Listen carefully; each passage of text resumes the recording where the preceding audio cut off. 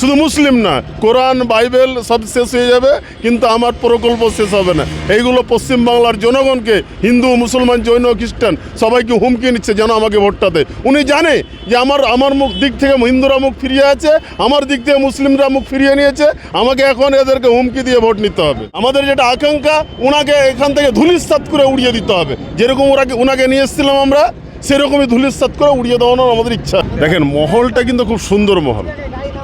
এই মহলে আমাদের কংগ্রেসের সাথে সবাই আছে, আমাদেরকে সবাই দুহাত ভরে আশীর্বাদ দিচ্ছে, আমাদের মুর্শিদাকে সবাই খুব ভালো মনে দেখছে আর কি। এই হচ্ছে ব্যাপার। এখানে খুব সুন্দর একটা আমরা সাড়া পাচ্ছি আমাদের কংগ্রেস।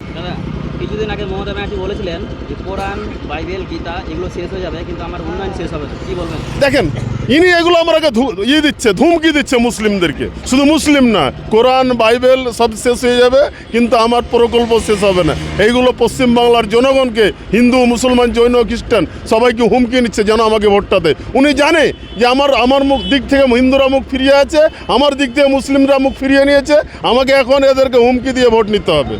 শুধু এইগুলো না, প্রত্যেকটা মিথ্যা প্রতিশ্রুতি, এসআইআর থেকে নিয়ে ওয়াকফ বিল থেকে নিয়ে প্রত্যেকটাতে ইনি হচ্ছেন মিথ্যাবাদী সরকার, মিথ্যাবাদী মহিলা। ইনি হচ্ছেন সব থেকে বড় মিথ্যাবাদী। এর থেকে আর বড় মিথ্যাবাদী আমি কখনো দেখিনি না। এবার ওকে আমরা উঠিয়ে ফেলে দেবো। পশ্চিমবাংলা থেকে আমাদের যেটা ইচ্ছা, আমাদের যেটা আকাঙ্ক্ষা, ওনাকে এখান থেকে ধূলিসাৎ করে উড়িয়ে দিতে হবে। যেরকম ওনাকে নিয়ে এসেছিলাম আমরা, সেরকমই ধূলিসাৎ করে উড়িয়ে দেওয়ানোর আমাদের ইচ্ছা আছে। কিন্তু তো বলছে কি আমরা অত মজবুতির সাথে এখানে লড়াই লড়ছি যে আমাদেরকে কই হারাতে পারবে না।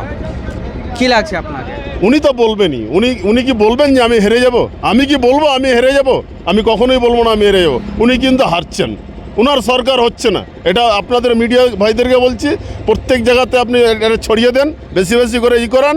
আর আমি বলবো আমাদের বন্ধু ফ্রেন্ড ফলোয়ারকে যে আপনাদের চ্যানেলটাকে যেন সবাই শেয়ার করে, ফলোইং করে, দিয়ে এটাকে পুরো ছড়িয়ে দেয় যেন মমতা ব্যানার্জির সরকার আর থাকছে না, মমতা ব্যানার্জির সরকার আর থাকছে না।